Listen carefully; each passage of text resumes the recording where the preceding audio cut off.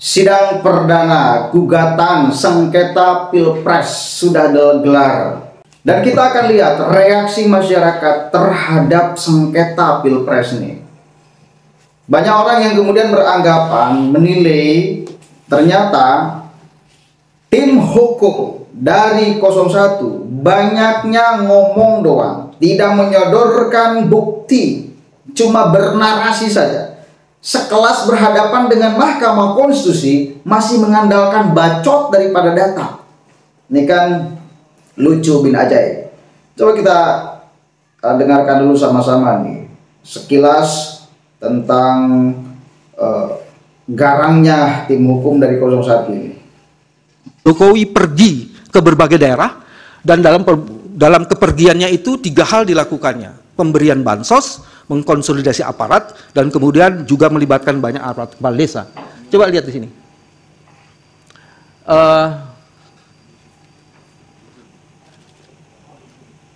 Ya, yang ini tadi, oke. Tadi saya sudah jelaskan, saya jelaskan lagi. Coba saya mau cari data yang ini saja. Yang 45% Gianyar. Ini basis dari Pak Prabowo tahun 2014. Itu perolehan suaranya di Gianyar, itu nomor 2 dari Mentawai, itu 22%. Di tahun 2019 hanya 3%. Tapi kemudian di tahun 2024 49%. How come? Jelaskan.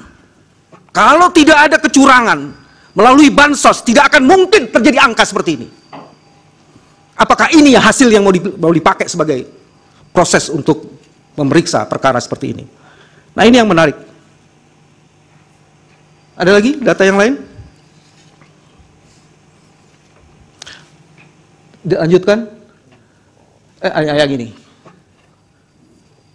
Nah, ini adalah hasil survei dari Litbang Kompas yang kami sertakan. Yang di situ memperlihatkan ada politisasi bansos oleh Presiden Jokowi, sehingga kemudian bansosnya Jokowi. Jadi ada 7,8 juta pemilih mengaku saat diberi bansos dan disampaikan bansosnya dari Pak Jokowi. Dari survei ini mengkonfirmasi itu.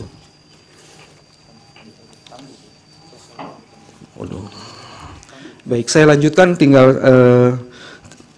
6 halaman lagi, saya akan cepat-cepat saja. Pertama, yang lanjutnya majelis adalah pelanggaran prosedur. Ada berbagai modus kejahatan terhadap konstitusi dan cara-cara curang yang dilakukan oleh Presiden Jokowi untuk mendukung paslon 02 yang kesemuanya itu melahirkan berbagai kejahatan turunan dalam bentuk pelanggaran prosedur pemilu yang mempengaruhi hasil perolehan suara. Setidaknya ada 8 majelis. Ada manipulasi DPT, ada surat suara yang tercoblos pada pasangan calon nomor urut 2, ada pengurangan suara pemohon, ada politik uang, ada yang mencoblos lebih dari 1 kali, ada TPS janggal, ada anak-anak ikut mencoblos, dan ada juga kecurangan termohon yang dilakukan melalui sistem IT. Saya tidak akan membacakan semuanya, cuma saya akan memilih saja beberapa yang menurut saya sangat penting untuk dikemukakan.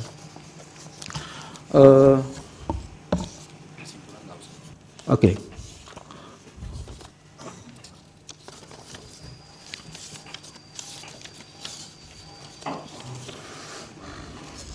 Oke.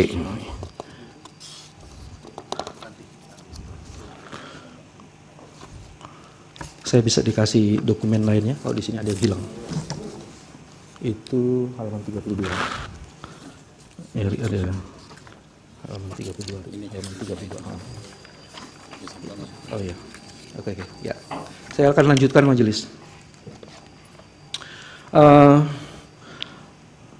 Manipulasi DPT ini menarik untuk dikemukakan, itu di halaman 35 majelis. Ditemukan beberapa DPT janggal. KPU menyatakan bahwa kejanggalan dalam DPT katanya dikarenakan salah input sebanyak 502.564 pada Juli 2023 di Jawa Tengah.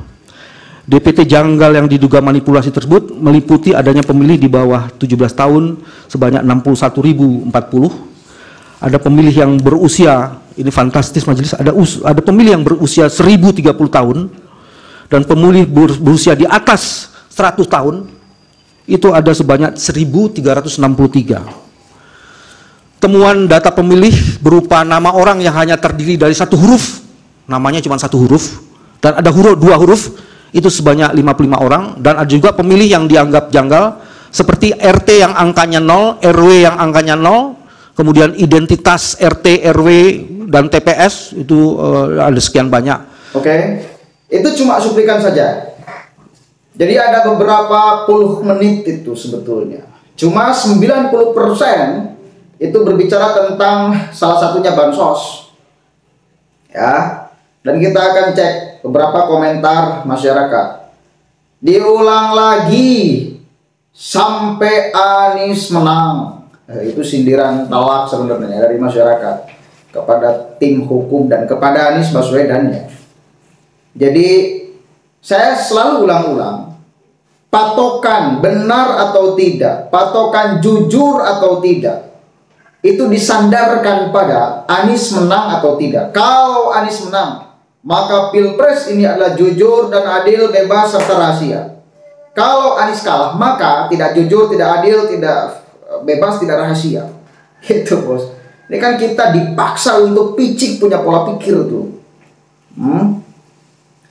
Lalu rakyat itu mau dapat bansos atau enggak, tua atau muda, SD sampai S3, tetap aja mayoritas pilih 02. Satu kali lagi saya katakan, ini kan kepekaan publik di dalam melihat situasi politik dan disinkronkan dengan realitas di lapangan tentunya ya. Terlalu gampang mengkonfirmasi kemenangan 02 dan terlalu gampang mengkonfirmasi kekalahan 03 serta 01. Terlalu gampang, terlalu mudah, saudara. Saya ulang-ulang kalimat ini ya, supaya apa? Supaya mungkin setiap ada yang nonton konten saya, oh ada orang baru, oh ini kebahas nih. Jadi utuh, satu konten itu tidak ada yang miss gitu. Kenapa saya katakan terlalu gampang mengkonfirmasi kemenangan 02? Guys, bayangkan, di Jawa Tengah kandang banteng jebol, di Bali kandang banteng jebol, di Jakarta kandang Anies jebol, di Jawa Barat yang dipersepsikan orang inilah basis Anies Baswedan jebol, saudara. Kalah oleh Prabowo Subianto, Gibran Raka Buming Raka. Itu fakta. Anies oke di Sumbar menang, Anies oke di Aceh menang. Ya cuma di 2 provinsi saja. Suruh bagaimana lagi? Ngotot, pemilu diulang. Pilpres ulang.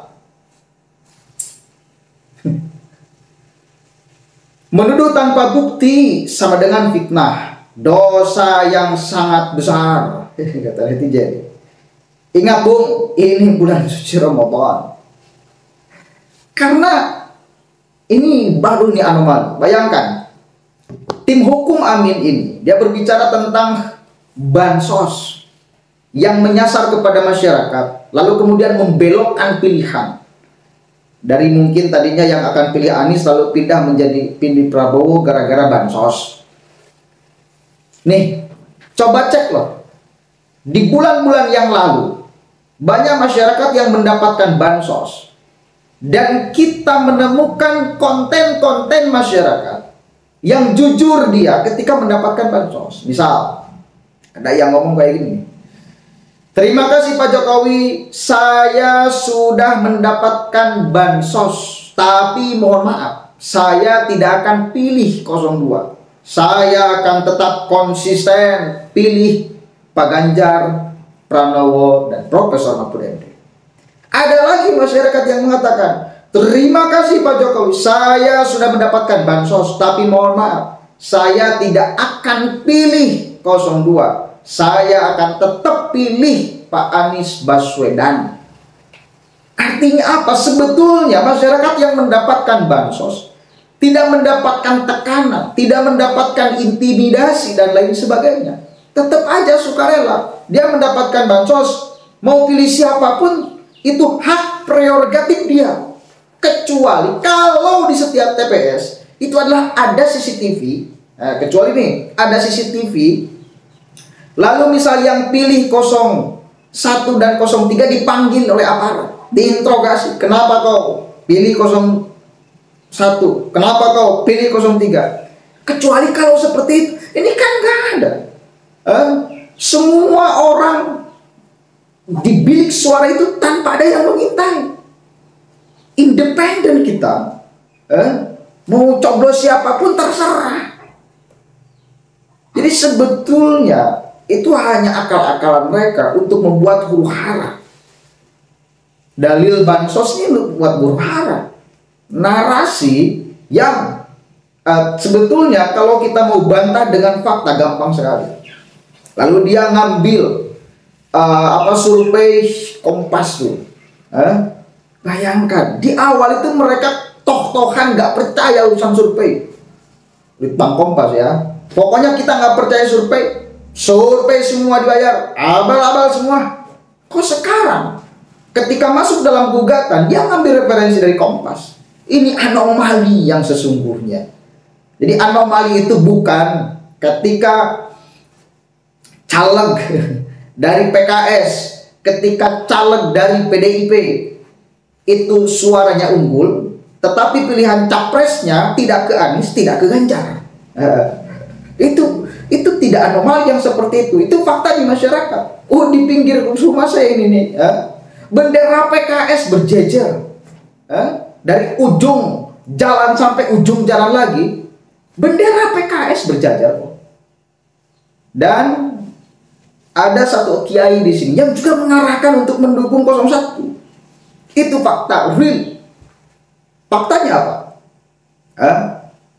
Ketika kita cek, saya cek kemarin pas pemilu tanggal 14 Februari itu, bahkan di TPS tempat kiai itu, Anies jebol, kalah oleh Prabowo. Padahal nggak ada yang kampanye di sini, nggak ada yang bagikan bansos, nggak ada. Nggak ada yang bagikan apa, nggak ada. Real, murni, gerakan masyarakat. Ini fakta yang saya bicarakan, bukan omon-omon.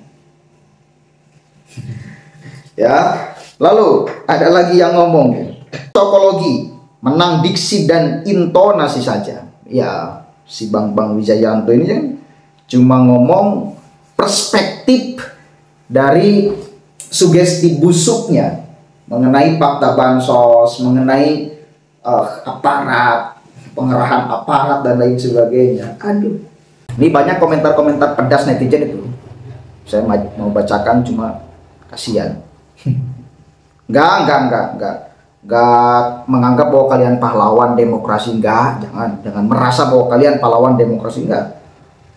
Kalian itu mau menggugurkan hasil kesepakatan mayoritas masyarakat Indonesia yang telah memberikan kewajibannya tanggal 22 kemarin. Tanggal 14 kemarin. Kalian mau ganggu gugat. Ya, 96 juta pemilih Prabowo Gibran itu manusia, bukan makhluk gaib, bukan iblis, bukan setan. Kebayang gak kalian kalau diganggu gugat dan 96 juta ini turun ke Jakarta, hancur, Pak. Udahlah, jangan macam-macam, jangan aneh-aneh. Kalah ya udah kalah, terima dengan jiwa kesatria.